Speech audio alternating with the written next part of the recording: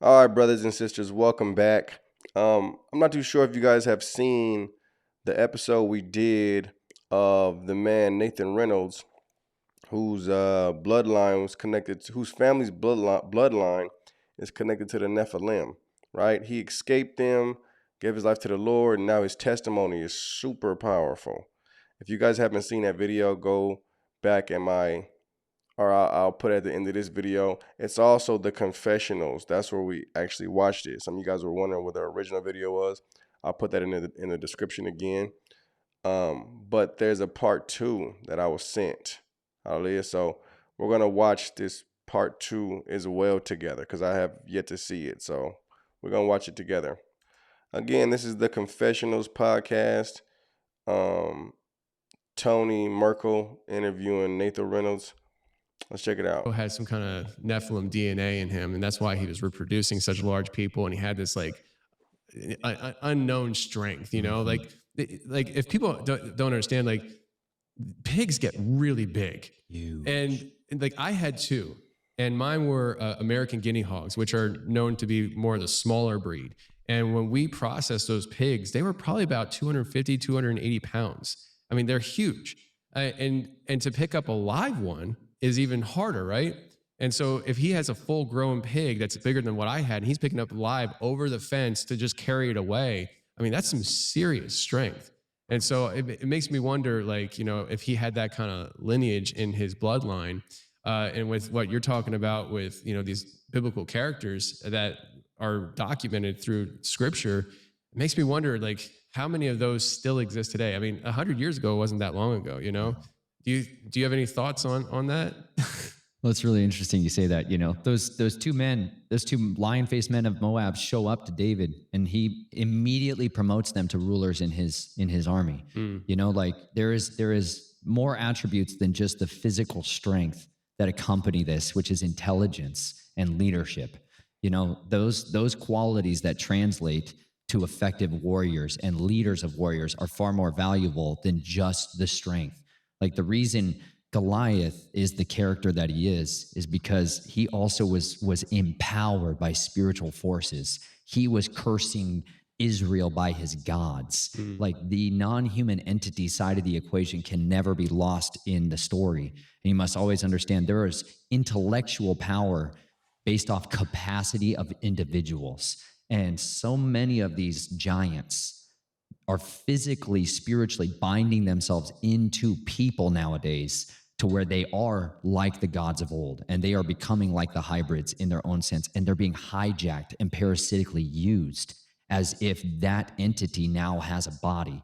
You know, the disembodied spirit of the Nephilim is what was cursed to wander this earth. It was like there was no place found in heaven for these spirits, and there was no place under the earth for them to go to, and so they were wandering souls. You know, and this is why they wander about in dry and desolate places looking for hosts, you know, and it's some people, I've seen acts of strength from people, children that are beyond imagination, impossible strength, like a giant was in the room. You know, I worked in a residential treatment center in Colorado, and it was called Devereux Cleo Wallace. And this place had like semi-locked facility, and there was like 6-year-olds all the way up to 18-year-olds for various different issues, adjudicated youth, people that are serving sentences, and then you just had like Asperger's and autism unit, and all mixed together in this insane complex.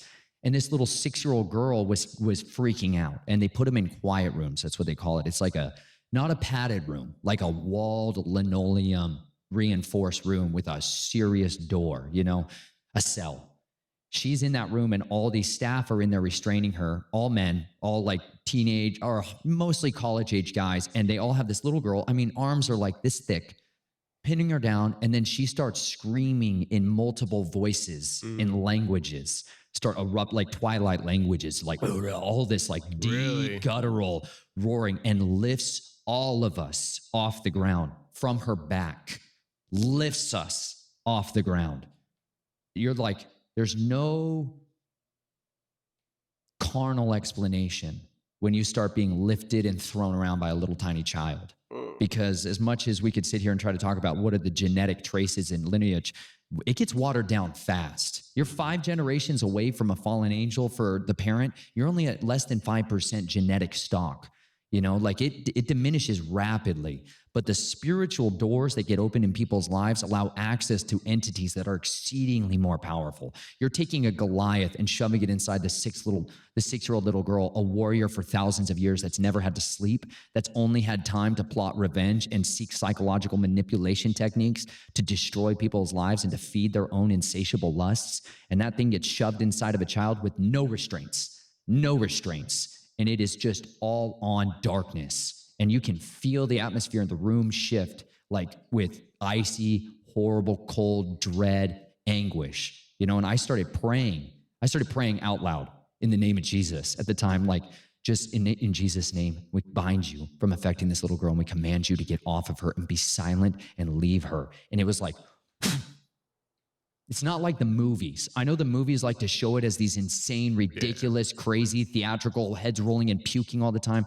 Sometimes demonic possession presents like that, but the vast majority of times it's authority. And it's a command authority, and you're superseding to the judge of all the earth to intercede in a situation where we are way outclassed and outgunned and outmaneuvered. But we're calling upon the one who holds the world in his hand, and that's a real powerful, all-consuming fire that can do that. And it gave that girl her sound mind back instantly. It wasn't some crazy, horrible thing. She just was her again, and that other thing was not there. And so the majority of the encounters that I have seen, when I've seen superhuman strength, have come from what I would say are demonic or spiritual possessions of the fallen. I would contend that the vast majority of the times I've seen that. When I got later on into life in the military, I saw genetically altered men who were nothing like people in specific body groups and areas of their stamina, their endurance, or like some of the guys, they would take these injections and their legs were just powerhouses. And they were kicking through doors, like reinforced doors, and doing unbelievable feats of jumping and acceleration. But other areas of their body weren't affected as much. And it really messes with them though, because there's a side effect where I feel like everything in pharmaceuticals has an unknown side effect, and that's the stuff that punished them in other areas of their mind. You know, other areas of their body became incredibly weak or degraded as their body tried to deal with the abreaction of it. There's a guy that I had on the show. His name is James, I think. I just want to double check. Yeah, James Zubsky. I think I pronounced his last name right. He's out in Washington State, and he owns an outdoor store called Marge's Outdoor Store. Episode 591 was the first time he was on, and he was on again since, where we focused more on the super soldier aspect of him. And he is somebody, and I think I might have even talked about this with you last time you were here, but what you just said is exactly what he described happening to him. He got these shots. He's in the military, and you get injected with stuff. And he noticed after a certain round of shots, he could do certain things he couldn't do before, but it wasn't everything. Like, it wasn't like he was just like bulletproof. He could all of a sudden just run the mile in God knows how fast speed. He could do certain arm exercises and max out machines with no problem, but other exercises, he was more normal. That's exactly what you're talking about. So like, when people are being injected, say military people are being injected with stuff and being able to do these kind of feats, is it that they are being experimented on through the injections and they're just a lab rat, or is it that they're being injected because that's with a specific serum that gives them the ability to do things that they specifically are desired to do by the people injecting them? Well, not necessarily by the person injecting them. More often than not, that's a grunt. But the individuals who I would say more often than not, are psychological, industrial psychologists that are waging out war games. The military has a lot of reasons for why they do what they do. And so much of when they're doing Finders program, you know, if you ever had a recruiter show up to your school and your high school and try to rally people up, you know, they have a very different job. That's one of the only jobs in the Army you get fired for not fulfilling a quota. There's not a lot of jobs where you get kicked out for not meeting a quota. Recruiters have a totally different pressure. But a lot of the psychological testing and a lot of it's called the ASVAB, which is a generalized intelligence personality test skill set. And they say, you know, this is how they pick your MOS, your job in the military. from day one that you start interacting with the United States military at a recruiter's office, or there is already tens of thousands, nowadays, millions and millions of data points that have been collected about you digitally since you were started out, since your mom took your first picture of the baby and put it on Facebook. Every one of us now goes through a different kind of human terrain evaluation with a profile that is known and accessed by the military defense contractors, corporations, whichever entity you want to deal with. That is what builds out so much of what they're going to cater your experience for the military for, is they already have something in mind. As soon as you take the ASVAB, it's going to tell them a lot more about you than you know about yourself, because people are very good at weaponizing intelligence, and they've been doing it a long time. The military is better at it than most, the United States Navy in particular. But those tests are designed to figure out what cranks your gears and what you would be best suited at doing for the military, as well as how to manipulate you and control you and find out this is what makes them want to do what they do. So when guys start getting pulled into these other programs, they get when you go into in-process, and you go to this place called MEPS, which is like where you're processed into the military, you get a lot of physical examinations and a lot of they're going to do all kinds of things like duck walk to see what your flexibility, your mobility is like, whether or not you have flat feet, hearing and vision tests. They're going to start probing you physically and more psychologically before they go ahead and make those kind of final assessments. But when you walk out of there, there's a dossier now on you biologically. There's blood tests that are done, and then they're going to start looking for specific precursors, not just internally, not just mentally, but internally. Like in your blood and DNA? Yes. Because in your blood and your DNA is going to have a lineage of your ancestry and your heraldry that most Americans, most westernized cultures, we have literally thrown out the door as worthless nonsense. But when you go back not too many generations, you have 1 million ancestors not long ago. And it is a very serious thing, ancestral heraldry, and how it impacts people generationally. And one of the predominant levels of that is how generational curses play out versus how generational blessings play out. And there's people that sit behind the scenes and maneuver that through oaths and curses of their children or their grandchildren to take inheritances from them later on. And these things physically manifest in their life later on. But that ancestral heraldry plays a major role in how engineered DNA altering viruses are injected into people to augment them. They're going to get different ones based off of what is already latent in their DNA, what is already a precursor that's incentivizing it. Because I have much higher concentrations of rods and cones in my eyes, which facilitates me being able to see and transition from day to night vision much faster than most people. It's not anything like superhero level crazy, but then after I got injections from the military, it cranked up to a level where I didn't need a lot of augmented light at all. And I was able to see much more readily in darkness. That was highly advantageous for the type of clandestine work that I was doing. And I loved that as an injection, right? So but that came from nods? a chimeric. You don't have nods. They break, they fail. You need batteries, and they're very obvious to other people that you're an operator. How many of you roll around with night vision goggles? True, for it sure. super stands out. Invisible killing was what I was into. Had nothing to do with being a uniformed soldier under the code of military justice. Had no bearing on my life. So you're saying the injections that you got enhanced your eyesight even more, that you didn't, not that you didn't want them, but you just didn't need them. Where other people in the room that maybe were doing the same job would need them, they have a flashlight. You didn't need a flashlight. Or a chem light, right? I could take... You're like a cat. Yeah. Yes. And this is where you get into chimeric. See, if you don't know what's in it, you have no idea that you're now becoming a chimera. That they're taking Jaguar.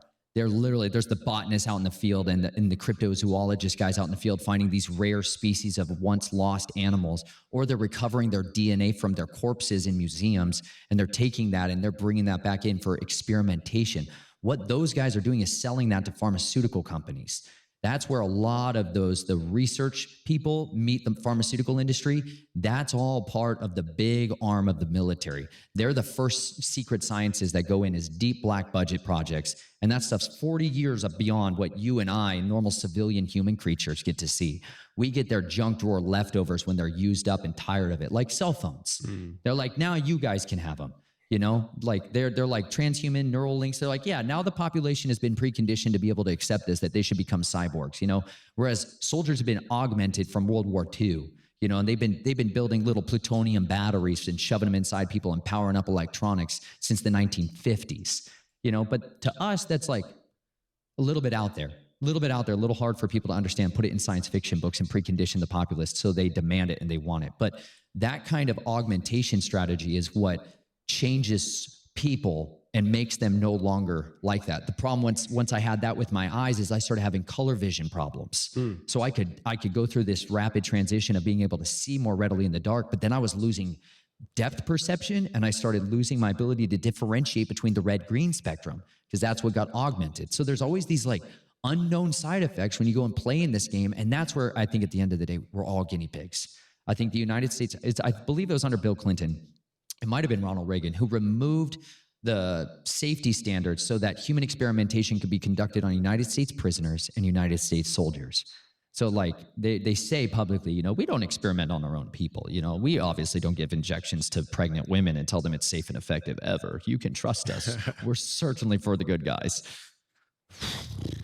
Anyways, but the normal version of that has been tested out on soldiers and prisoners for decades. And so that's always where first line experimentation programs go, is onto prisoners and onto soldiers. I think a lot of them have no idea. A lot of them didn't volunteer for a super secret soldier program and sign a document that said, we're going to make you Superman. Thanks, man. No, most of them are unwilling guinea pigs, and all they're there for is to get the blood out of them after the fact. And they, even if it kills them, they don't care. They get the data. They're just like all the Nazi doctors that are doing the human. There's nothing different. Mengele and all the rest of those guys, they all operate in here, and all their sons and children do the same. So, all right, before we go too much further, I just had this like thought that we just need to tell anybody tuning in for the first time. I told them to go back and listen to the first one, but just give me a 1,000-foot overview. Who are you? Just so that people understand. Like they're like, this guy's going 1,000,000 miles an hour. Who is he? Give him like the briefest background of who you are. Is that even possible? Oh, yeah. It's okay. I can do an elevator pitch. It's all right, bro. There you go. Let's do the elevator pitch. Yeah, my name is Nathan Reynolds. Hello. No, I come from a family of people that were deep practicing Luciferians and who had been utilizing old world religion to try to rule and govern people from the shadows. And I was used as a battery bank for perverts and people that are more than willing to exploit their children in order to blackmail other people and control them and manipulate them. But that was never wasted. And so my family instead took the inevitable shattering and the splitting of my soul and weaponized it in dissociative identity disorder and split personality in order to try to engineer parts and pieces that were more conducive for the family's interest. And so my family comes from a long heraldry of people that do have of an appeal to kingship and thrones and powers and majesties, and they execute that as the divine right to rule.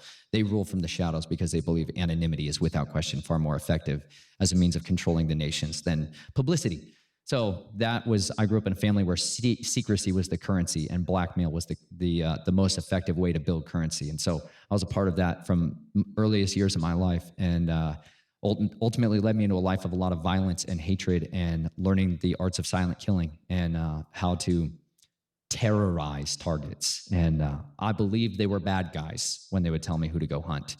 And some of them were 100% convinced and witnessed them doing the worst kinds of things to other innocents.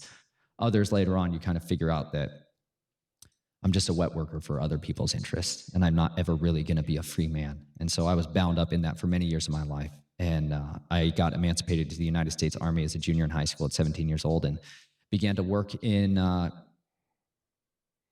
their clandestine teams, just being a spy for them. And we went over the Jason as well in the overtime. Mm-hmm. I think we've reached the 100th floor, so let's just ding. Let's step off right into normalcy land. That's the elevator pitch.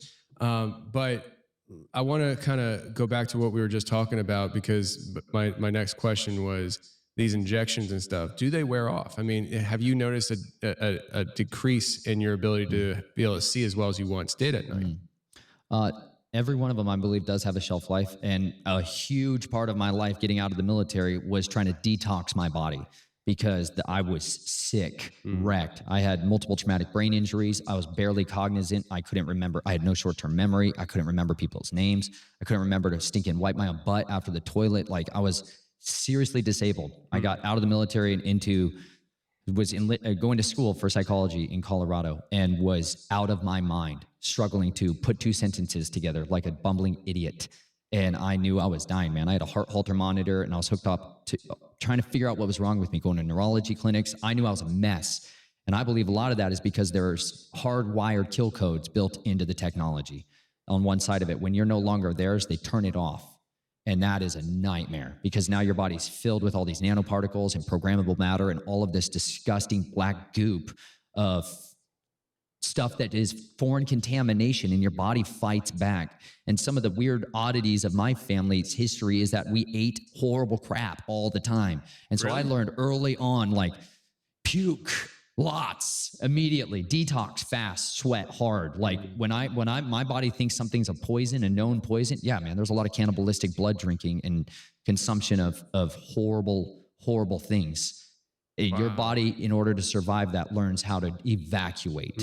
And detoxification is one of those things I've been using my entire life to try to remedy that stuff. And I started using every bit of detox protocol I could, and diatomaceous earth and black walnut and wormwood and heavy, intense workouts and saunas and sweats and cold water. Like, I mean, my life has been devoted to trying to get healing and restoration outside of all the offers of the military. No VA, no support. I don't want anything from any of these people. I don't trust any of them after what happened and what I witnessed inside there. So I've been on my own trying to heal and cleanse myself and restore healing to my body for, my entire life now.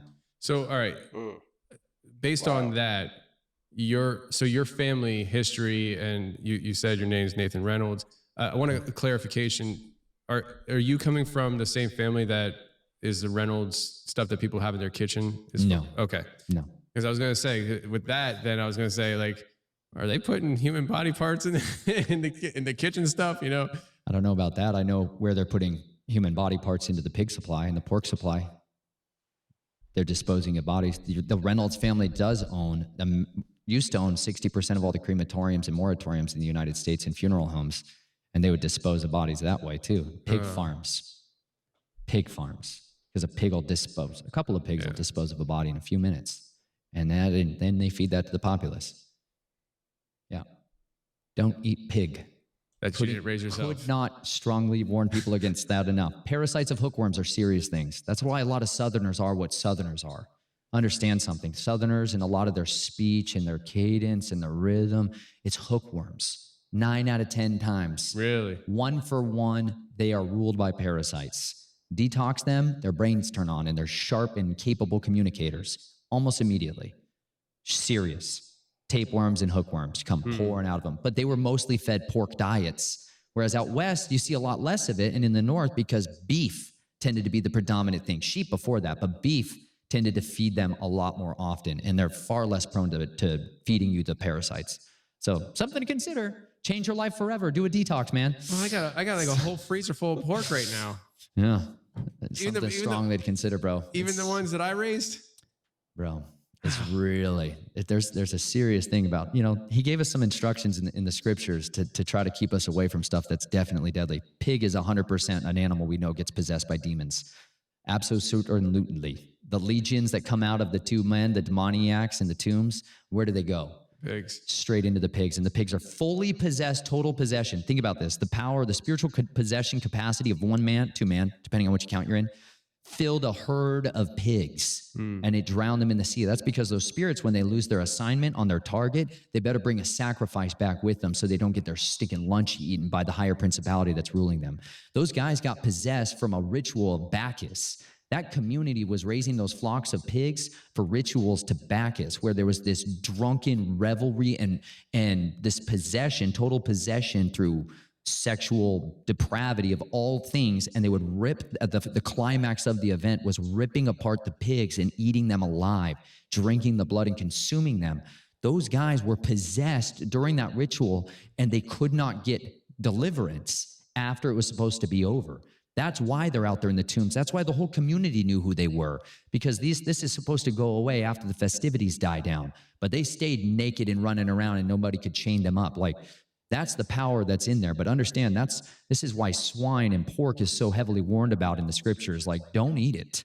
Don't eat it. When you abstain from these things, like my family and I just started trying to eat the way that the scripture said, like literally.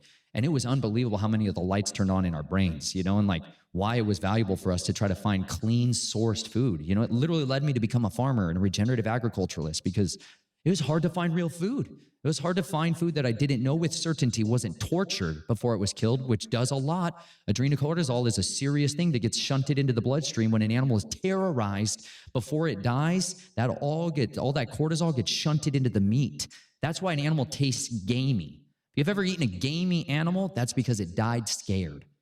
Like if you kill a fish and if you catch a fish and you let it suffocate to death by throwing it in your cooler, it dumps blood all through its muscle tissue filled with cortisol. When you cut that fish open, you will literally be able to see blood in the tissue.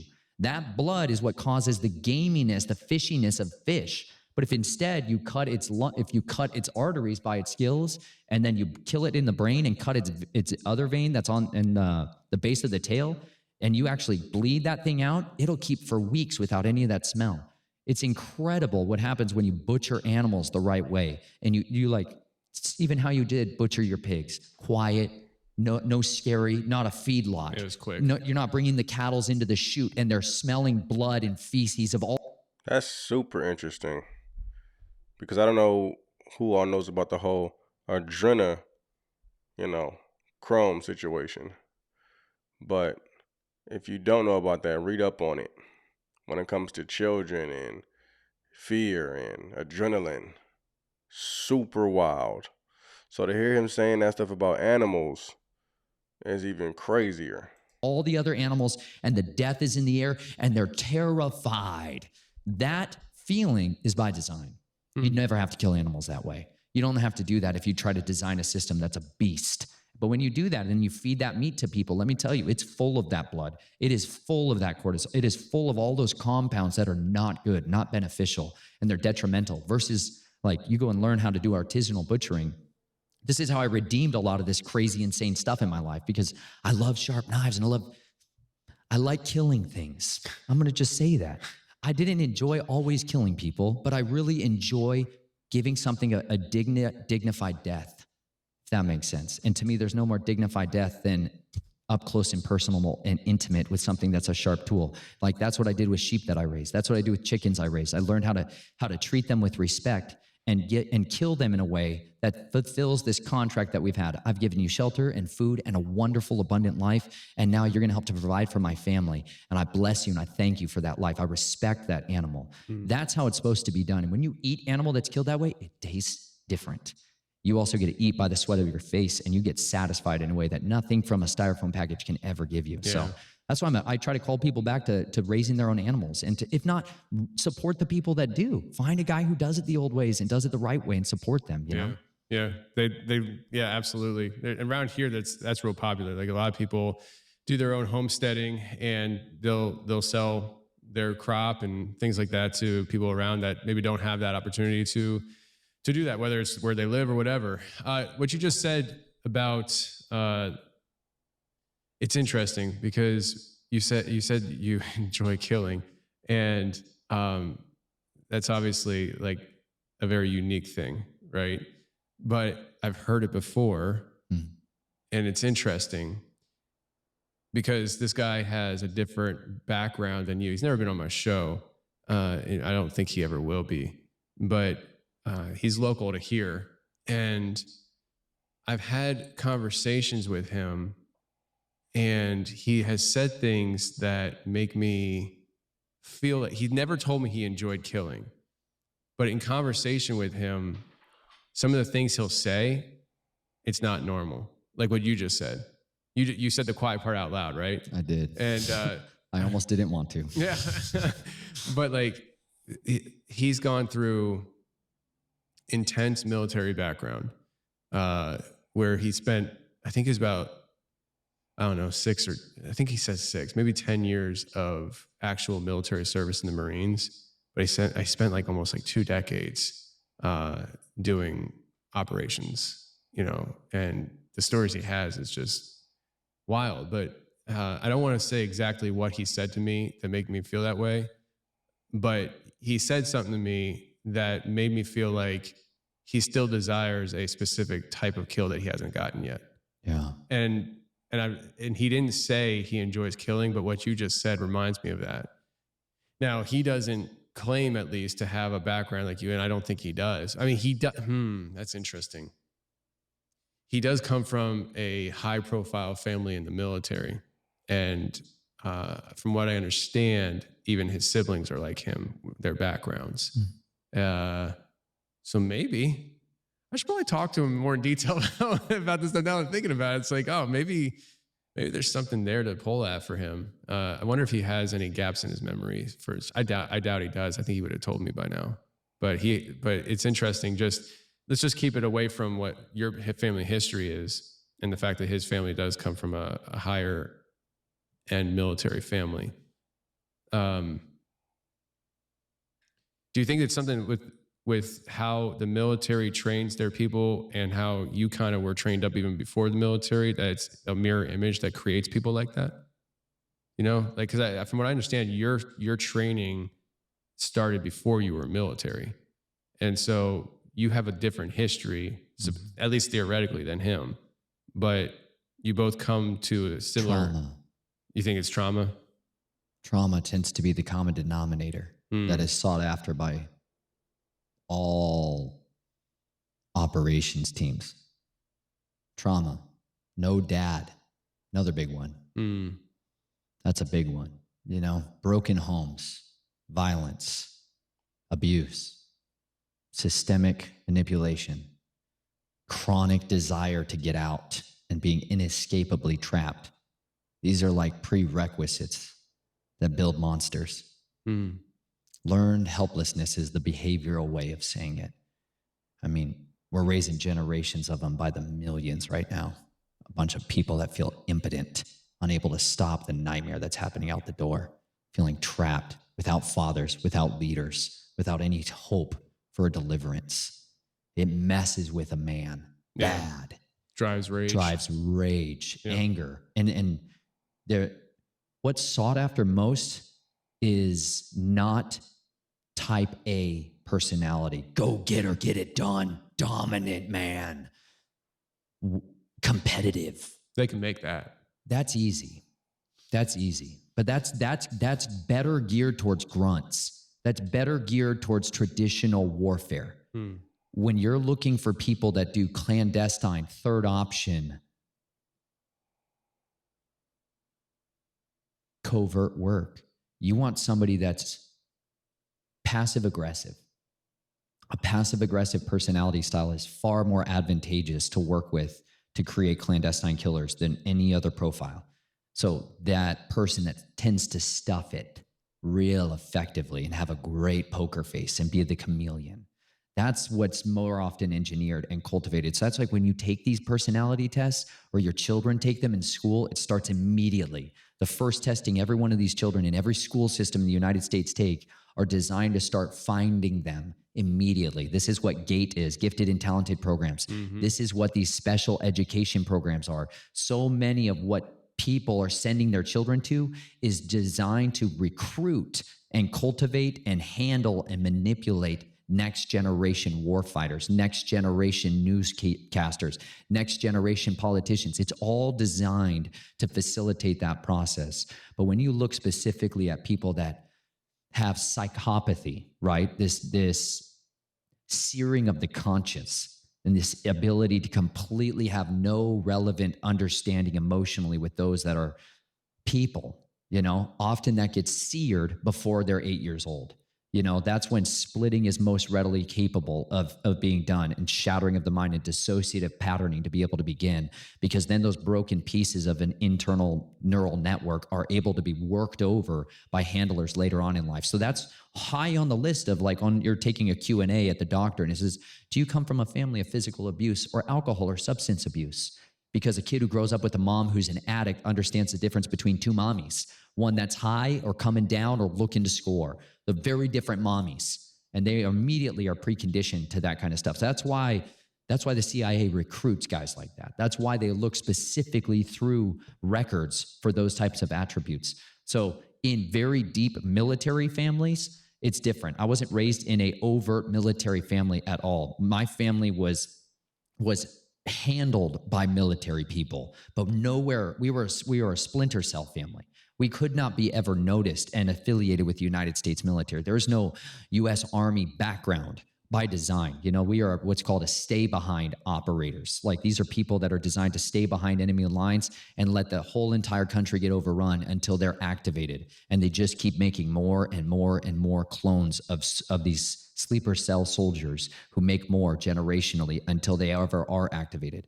That's how my family operated. And so by the time I got into the United States Army, I started being surrounded by normal grunt kind of guys and guys that are just, you know, hoorah, hoorah, but have never got their hands filthy soaked in blood and have no idea what it's like to puke down another man's throat because you're so scared. Like people have no idea the depravity of violence, nor is our culture really suited to listen to their stories. And at the end of the day, it's the lack of safe people to talk to that has kept so many of us buried in the darkness. We don't know who to trust with what we are and who we've been and who is a friend and who is a foe, or who's here to just manipulate us and handle us and use us for somebody else's filthy desires. We understand everybody's a liar. Best to start there and let them prove themselves by their fruits, whether or not these things are true. And it's really hard because you're isolated, you're alone, and you're your own worst enemy. You will sabotage every relationship you've ever had. You will ruin anyone that gets close to you to try to keep them alive. Like the hardest man I have to deal with in the mirror is not some other guy who comes to try to kill my family. It's me who seeks to ruin my own family. There's a reason 90% of war fighters lose their marriage. Yeah. The silent suffering victims of our wars and our clandestine secrecy organizations are our children and our spouses. They suffer in the land of, I don't know what happened to my husband, but he can't tell me. And that's wrong. That's not the way he designed it to be. He says clearly in the scripture, what war fighters are supposed to do when they come home is spend 7 days just talking to each other outside the camp. Don't go home to wives. Be with each other. Decompress, share your stories. In World War II, the United States military was very good at helping the veterans coming back on ships, spending weeks together decompressing, talking about all the horrible stuff. Get it out. Get it out. Talk about it with other guys that get it and aren't going to look at you like a monster because you got to go home and talk about cutting the balls off of some guy and strangle him to death. Like, violence is infectious. Radical evil is highly infectious, and the gods of war are unbelievably powerful. It takes over and possesses people. And good, normal Christian guys that went to Baptist church every week, when they came home, had to stuff it all in a box because the culture doesn't tolerate that kind of depravity. People saw Saving Private Ryan and suddenly had a paradigm shift, and they're like, oh my gosh. You can't even imagine what it's like to wrestle hand in hand in front of people's children and kill their father and then have to kill them. Yeah. But a lot of guys did, and they need to be able to talk about that. So if you can learn, like I talk about my wife in the book, her name literally means safe harbor. That's what she provided for me. That's the single most important thing that woman ever provided to me, was a safe harbor where I could talk about horrible stuff and she not run away and leave me. Well, side note, because I'll forget to say this later, do you think she'd ever come in and talk? Oh, yeah. Cool. We should arrange some time. It'll be great. I know, not without you, but like, I know you got the kids and everything, so you... I know, but we do tag team style, bro. Okay. For one of us to be able to do this, the other one's going to have to be able to do that. I got you. We don't let other people watch our children. I got you. I mean, you can bring them. There's no baby. Oh, we do. They go everywhere with us. They are... Yeah. We're a chad, man. We are a tight-knit crew. There's not been many days I'm ever away from them, nor them from us. Yeah. You know, there ain't no grandma and grandpa hanging out and taking them, and we don't have babysitters and all that stuff. I understand. We raise our children. Yeah. Anybody who doesn't understand, just listen to the first episode. You'll understand why there's no grandparents involved. Yeah. Not on my side. Yeah. My wife has a good family. Yeah. She got normal. Yeah. Mercy. Yeah. Big time. So you were talking a little bit here, and you even brought it up a little bit, the chameleon aspect of the assassins and stuff. And we should probably pull at that thread a little bit, what that even looks like. And, you know, like, all right, so when you say chameleon assassin, you're talking about somebody who blends in everywhere and is the silent killer, right? A better way maybe of saying it would be a perception manager. You know, that the big art of learning is how do people respond to other people? And generally they frame people in their mind based off of an initial, when you first see somebody, within about a 3-second period, you've deduced about 80% of everything you will ever deduce about that person. There's a preconditioned pattern that every one of us has based off of our culture, our climate, everything, how we've been engineered by corporate media, all of it, to frame people quickly, you know, and depending on what part of the country you are and what kind of community and people you hang out with, it's framed differently. And so much of weaponizing that is learning how to become what people expect to be seen in any given context or situation. That's where the chameleonic aspect of clandestine operators are. That's where espionage and spies operate in, is becoming like their environment perceives them to be, what should fit the scene. A chameleon physically changes its color patterning to match the background noise. That's a gray man. The gray man principle is to mirror the environment of that area that he's around. So when I go into a normal big city, you know, it's not expected to have the big straw hat and the big John Deere thing. That is an outlier instantaneously, right? If you speak even with certain types of accents, you're immediately junk drawed into people's idiot bin. You know, even you and I were talking earlier before here, like you even don't want to go to certain places because you think you'll be branded as Latino, right? And they're going to think you're an illegal and they're going to treat you different. But if you put with on the long beard, if I had that long beard, no, you got to go for the long beard, bro. If I had the long beard, they think I'm a terrorist, man. It's your They've super said it a weapon, million bro. times. It's your super weapon. It's my super weapon. Your manly hair is your super weapon. Body hair is a super antenna. Don't you ever doubt it. It's an extension of your nerves. Try it out. Anyways, read number 6. Samson was Samson for a reason. I got you.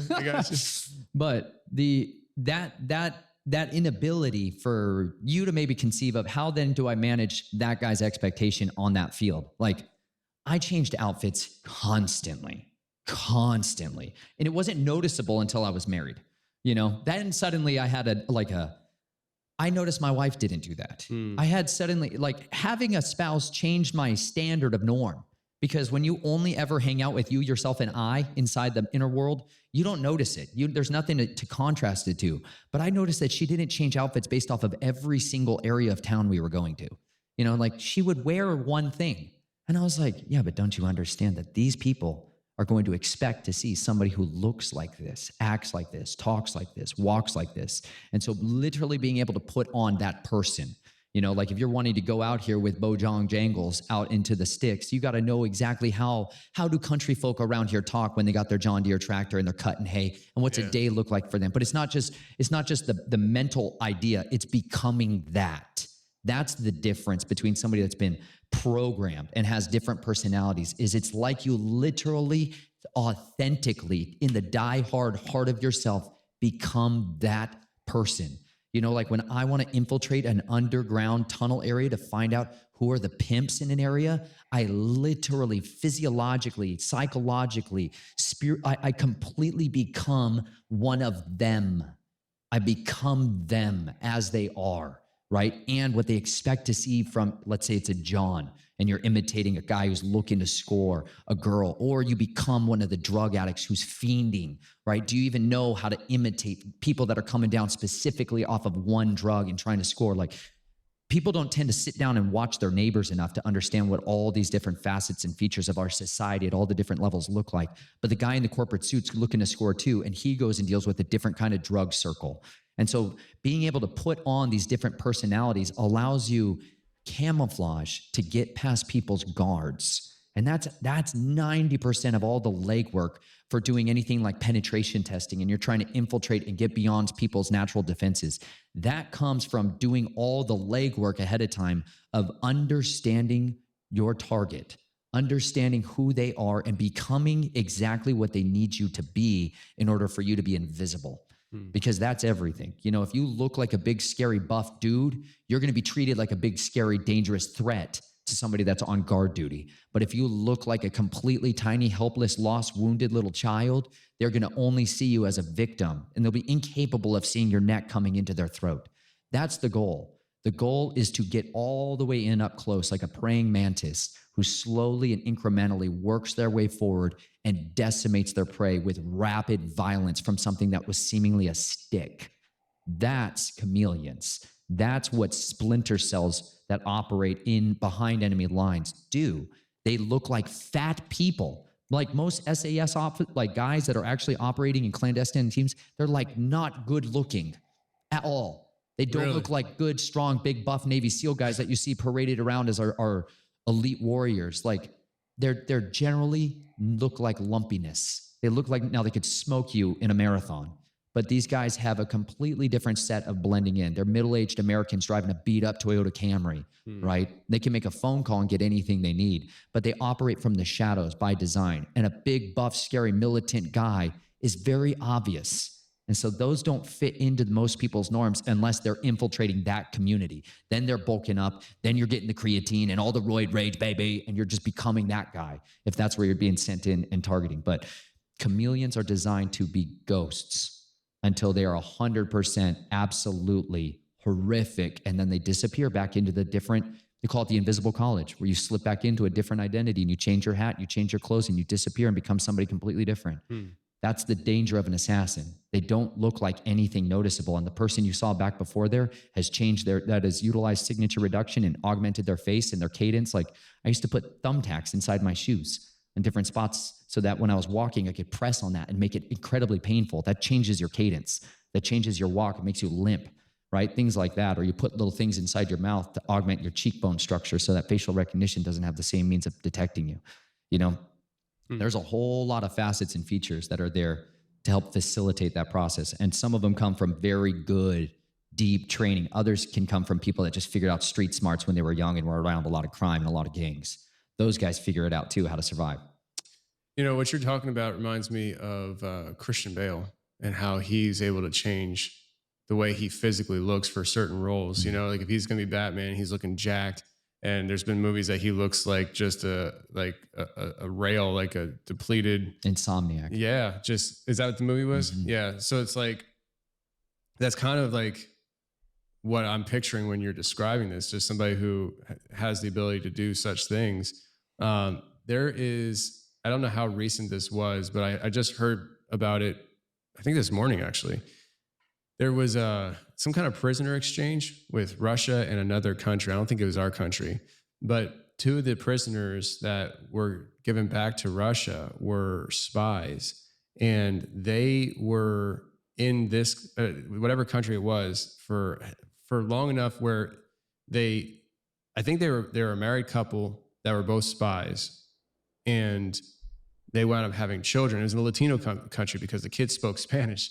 The kids had no idea that they were actually Russian and that their parents were spies until I guess it all kind of went down and they got sent back to Russia. But I mean, I think these people lived in this other country for 20 some years. They just became the community and culture that they were placed into. And that's kind of what you're talking about, right? Absolutely. So it's like these people were spies. And I think we often associate that kind of aspect with people who are spies. Like you don't know they're here, they're just spying. But you're saying assassins as well. So it's like they just live among us until they're they get that call like Jason Bourne, and it's just like they get triggered into doing it and triggered for sure. They're woken up. But in that process of whatever, I guess they're still conscious of what they are though, right? It's not like they're totally just out of it. Well, they're not like wild story. I mean, every time, Nathan comes on, well, the first time and that time I just seen very, very wild. I'm going to put the full episode in my description for those who don't watch the full episode. But it's just very interesting to me to see somebody come into the world, right? They're born into a satanic Luciferian family, grow up, doing all kind of different sacrifices, all type of different rituals, completely lost, fully in darkness, surrounded by evil, yet the Lord still pulled him out. If that's not a testimony, I don't know what is. And I like to show things like this because I know a lot of people who watch feel like you've done something and it's too late. Feel like you've done something and you're in too much darkness to actually get out now, and you've turned your back on the Lord way too many times. He's not going to forgive you this last time, and different things like that. Listen, if this individual who was completely into demonic activity can be pulled out and saved, it's not too late for you. Amen. And I pray that you guys got that out of even seeing clips like this. It's not too late for you. It's not too late for even the people we bring on this platform and expose the dark deeds that are being done. It's not too late for you. I pray you guys see that. Amen. Let me know what you guys think about the video. Again, I'll put the full link to the actual whole podcast in my description. Let me know what you guys think. I'm definitely looking at the comments and replying. God bless. Shalom.